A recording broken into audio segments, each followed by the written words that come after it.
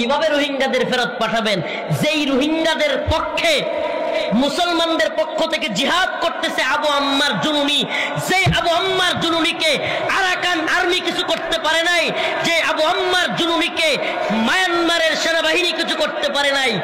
বাংলাদেশে রোহিঙ্গাদেরকে জিহাদের জন্য তৈরি করতে চাইছিল, আপনারা বাংলাদেশে আমেরিকার কথা শুই না তারা জেলখানায় বইরা রাখছেন, তাইলে রোহিঙ্গাদের সমস্যার সমাধান হবে কিভাবে? কথা মনে হয় বুঝেন নাই। আরে আমাদের বক্তব্য একটু ভিন্নই হবে। আবু আম্মার জুনুনি রোহিঙ্গাদের পক্ষে, মুসলমানদের পক্ষে মর্দে মুজাহিদ, আরবের একজন, মদিনা ইউনিভার্সিটির একজন টিচার, নিজের আরাম আয়েশ যশ খ্যাতি সব বাদ দিয়া রোহিঙ্গাদের অধিকার প্রতিষ্ঠার জন্য, মুসলমানদের অধিকার প্রতিষ্ঠার জন্য অস্ত্র হাতে তুলে নিয়েছে।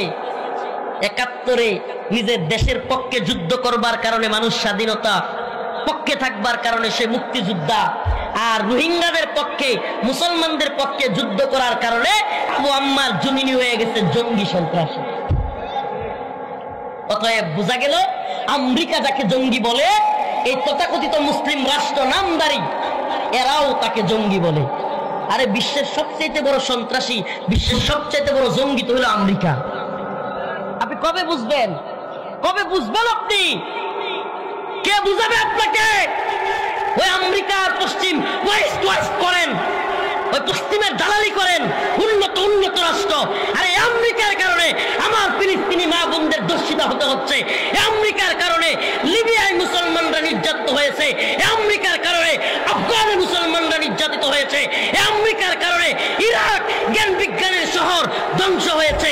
আমেরিকার কারণে গোটা পৃথিবীর মুসলমানরা নির্যাতিত। অথচ আমেরিকাকে আপনি ওয়েস্ট বলেন। এই আমেরিকার গণতন্ত্র আপনি প্র্যাকটিস করেন। আপনার চাইতে নতজানু, আপনার চাইতে গোলাম পৃথিবীর বুকে আর কেউ নেই।